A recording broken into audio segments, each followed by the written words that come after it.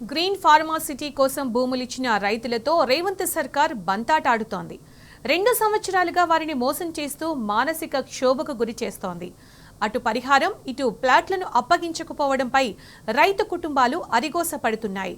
మరోవైపు పరిహారం కింద అందజేసిన ప్లాట్లలో అనధికారిక కొనుగోళ్లతో కాంగ్రెస్ నేతల భూదందాకు తెరలేపారన్న ఆరోపణలు వినిపిస్తున్నాయి.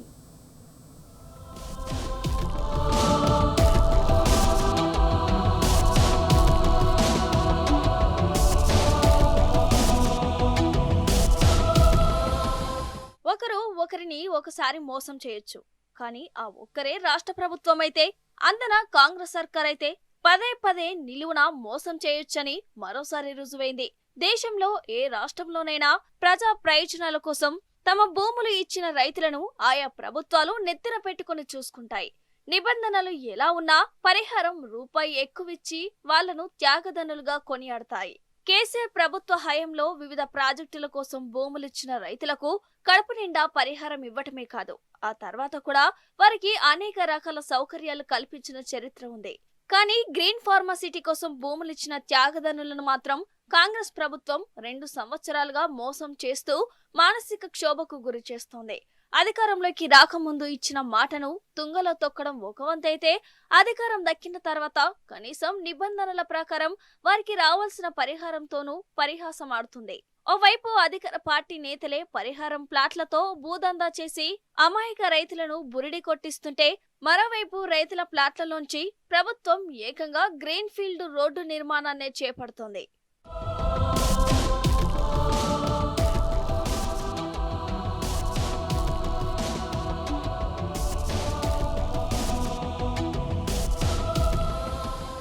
రంగారెడ్డి జిల్లాలోని మహేశ్వరం, ఇబ్రహీంపట్నం నియోజకవర్గాల పరిధిలో సుమారు 19,400 ఎకరాల భూములను సేకరించి గ్రీన్ ఫార్మాసిటీని ఏర్పాటు చేయాలని గతంలోనే నిర్ణయించిన కేసీఆర్ ప్రభుత్వం ఆ మేరకు భూసేకరణ చేపట్టింది.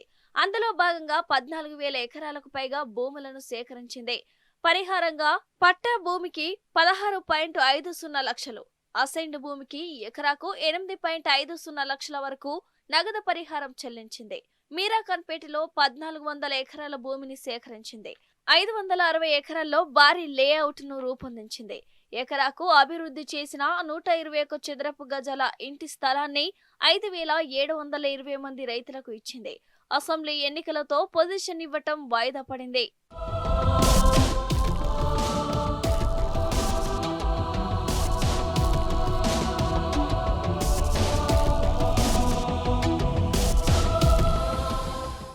ఎకరాల పైబడి భూములు కోల్పోయిన వేలాది మంది రైతులకు ఇప్పటికే అధికారులు ఫ్లాట్లు కేటాయించడం లేదు.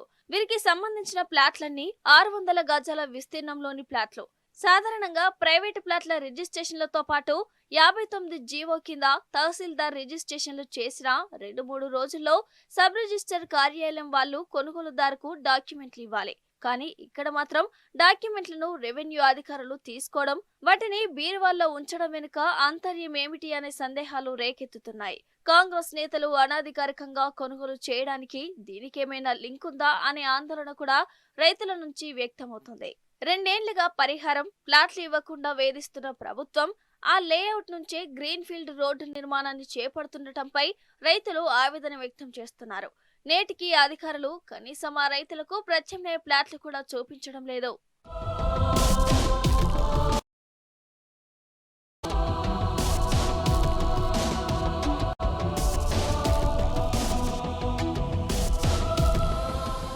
పరిహారం ప్లాట్లను బాధిత రైతులకు పంపిణీ చేయకుండా కాంగ్రెస్ ప్రభుత్వం మీనమీషాలు లెక్కించడం వెనుక తీవ్ర ఆరోపణలు వినిపిస్తున్నాయి.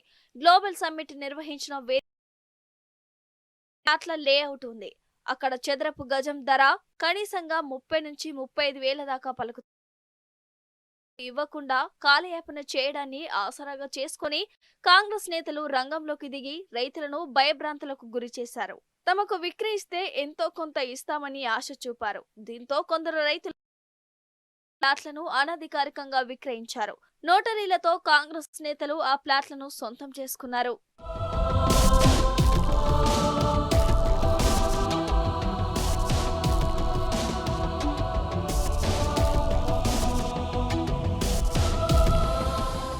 కాంగ్రెస్ నేతల భూదందా వెలుగులోకి రావడంతో 6 నెలల కిందట అధికారులు హడావిడి చేశారు.